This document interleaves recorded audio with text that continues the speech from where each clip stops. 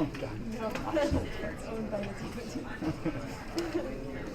guys thank everyone for coming today on a Friday. I know a lot of you may have used this as an excuse to get out of your normal workday, but thanks for actually showing up. We have a sold-out event today. We think this is a very important panel, taking a look at the ISIS strategy. But it is in the tradition of Iraqi constitutionalism, creating a collegial government. Decisions are supposed to be, for instance, taken by the Council of Ministers. It is not an executive system. Faisal Istarabadi, professor at Indiana University. Well, the question of ISIL and the fate of the Kurdistan region in Iraq really is in the hands of the Iraqi people. The Kurdish leadership has repeatedly said that it wants to hold a referendum on independence, but not necessarily to declare independence immediately after the referendum. So the question is, what is the strategic vision of the Kurdish leadership with respect to the Iraqi state?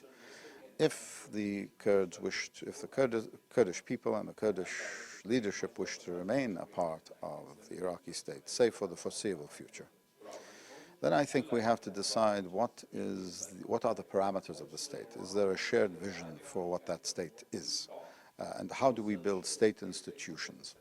We have economic, political, constitutional, and other problems in every part, and security problems in almost every part of Iraq. How do we develop a shared agenda which promotes peace, which promotes understanding, which promotes economic development, which promotes harmony amongst the various parts and the various communities of Iraq? I don't think we are having these discussions now, and this, I think, is quite dangerous. So I hope that we begin to have those discussions and begin to come to conclusions about that, while we also, at the same time, fight ISIL. It's part and parcel of the fight. You talk about Iran's influence in the Shia part of the country. Yes, there are some Shia parts of the country where Iran has real influence, yes. Are you going to tell me Iran has no influence in Slaymaniyah? You talk about the Peshmerga of in the KRG. Which Peshmerga? How many Peshmergas are there? Is it only one Peshmerga, or is it more than one Peshmerga? Is the Peshmerga unified? No. As for the Sunnah, yes, ISIL has taken a part of has occupied brutally a part of the so-called Sunni heartland, the city of Mosul especially, and parts of Anbar. Are you willing to concede that a terrorist organization such as ISIL should have the ability to erase international borders? Surely not. If it weren't for American bombs, ISIL would have occupied Erbil. What ISIL has proven, in fact, is that if we keep thinking of ourselves as Shia and Kurds and Sunnah, or Shia with Muqtada al-Sadr, or with Ammar al-Hakim, or Goran and PUK and KDP, or the Sunnah from this group or that group, we will always be susceptible to the next ISIL. Imagine if we had, in fact, in the last 13 years, been able to build a true cohesive state, not a dictatorial state, not a state where the Kurds are oppressed, or the Sunnah are oppressed, or the Shia are oppressed. Not a state that requires Baghdad to, not a state that allows Baghdad to rule Kurdistan. No, let the Kurds govern their own affairs in an autonomous region. There's no problem. But if we had created state institutions, including a state army that truly represented all of Iraq and fought for Iraq, you would never have had ISIL threatening all parts of Iraq. It has threatened the Kurdistan region, it has threatened and occupies the Sunni region, and of course every day it threatens the Shia, the so-called Shia part of Iraq, including Baghdad, and now you see bombs going off in the holy cities, in the Shia holy cities in the south. So I think the lesson we should have learned is that by dividing ourselves, and it is we who have divided ourselves, by dividing ourselves, each constituent part has become weaker. The solution is to unite ourselves, to stand against common enemies, and then to make compromises amongst them between ourselves that allow us to go forward in peace, harmony, and with economic development. That there has been direct reliance on the Kurds as local partners on the ground. Denise Natalia, I'm a distinguished research fellow at the Institute for National Strategic Studies at the National Defense University. You asked me what you should be thinking about after ISIS. And I actually look at the after ISIS scenario as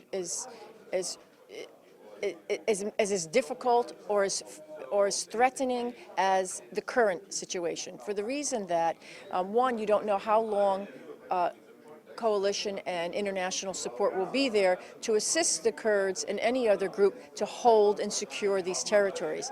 Secondly, there is no longer a national army. There is no longer agreements on who is going to provide, stabilize, secure disputed areas. How are you going to assure that hydrocarbon resources are fully paid for? How are you going to prevent Daesh from returning in the future? Because most of the conversations I had with Iraqis, and Kurdish included, are saying there will be a second Daesh. It will come. So, until some of these local pacts are negotiated, that will be between Kurds and Arabs, Yazidis and Kurds, all different groups.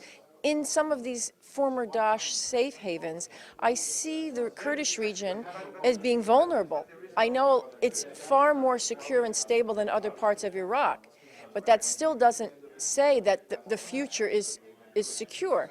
Now, there's been a discussion, and should we declare independence? Should we have a referendum? This is not for me to say. I mean, it's not for me, or in my view, the United States, to tell the Kurds what they should or should not do. And I am in no way saying that you don't have the right to be independent. You certainly do.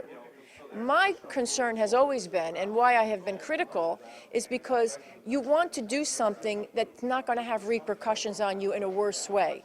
So I would say be more strategic.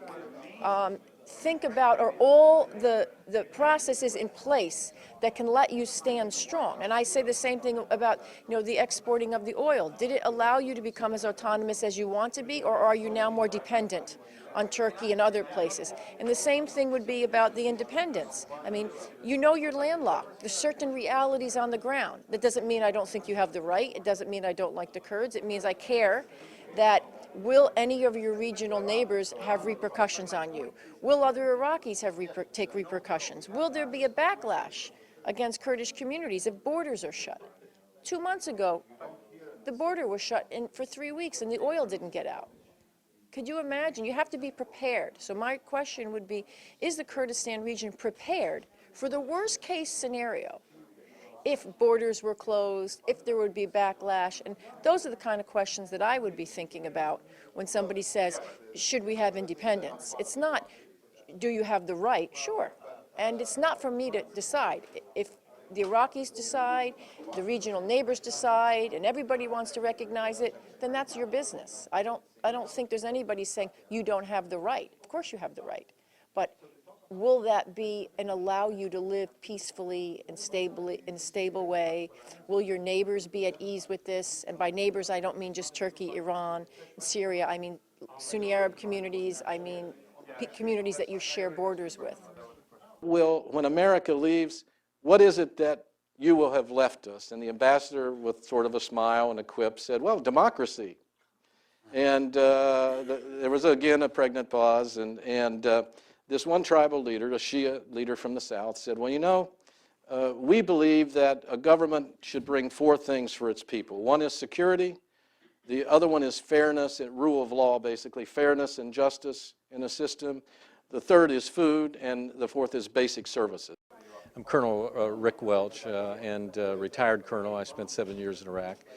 I think the problem with the U.S. is part legitimate and part packaging.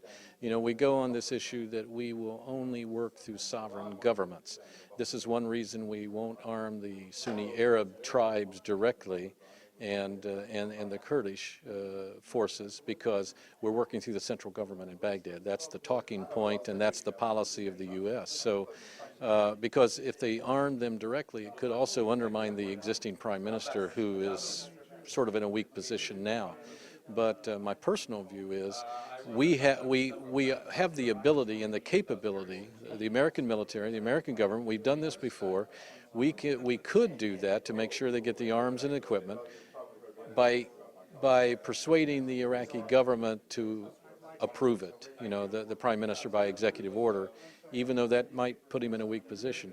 We can work with the Peshmerga forces, the Kurdish forces, we can work with the Sunni tribal forces, and we can control what's going on. So my personal and professional opinion is we should do more to help those folks who are actually in the fight win the fight, and then have a political piece to go with that to make sure that after ISIS is defeated, we can disarm, demobilize, and reintegrate all these militias into a unified national security force. Let me go back to 2007 when the tribal awakening, what I call the second tribal awakening that happened starting in Baghdad and then spread throughout the country. Our theory was that those tribal fighters would be more interested in protecting and preserving their community where their families live than if you took a fighter from Baghdad and sent him to Basra or sent him to Mosul to fight in somebody else's community. So we proposed a structure that said, after we defeat Al-Qaeda in 2007, after we defeat them, we'll have these local fighters work under the district police chiefs, which is an institution of government. They could work as sort of auxiliary policemen or auxiliary forces to help preserve and protect their homes and their families and their communities. That's only natural to use them. So it's a model that could work, except what I call the malign actors, the sectarian actors in the government, or the political actors that don't want to see these groups become popular. They don't want those groups to be self-sufficient or to have the arms, the equipment, the experience that could perhaps challenge those who are trying to control, the government and consolidate their power. So there's a political dynamic and a military dynamic with it as well. Not going to get, Iraq's not going to look like Minnesota next year. It's going to take time. In the U.S., in terms of the policy making, in terms of what would be right, without meaning to put you on the spot, but putting you on the spot. And finally, I'm curious if the ambassador would care to expand on his comments about U.S. diplomacy and the expiration of the presidential term in Kurdistan that you mentioned earlier. Ned brought up a consistent thread based on all the comments. U.S. needs to do more, but, and I'd ask this to each panelist, what leverage does the U.S. have, and is it willing to use that leverage? And at the same time, what interest does Baghdad have in actually allowing that leverage to be applied?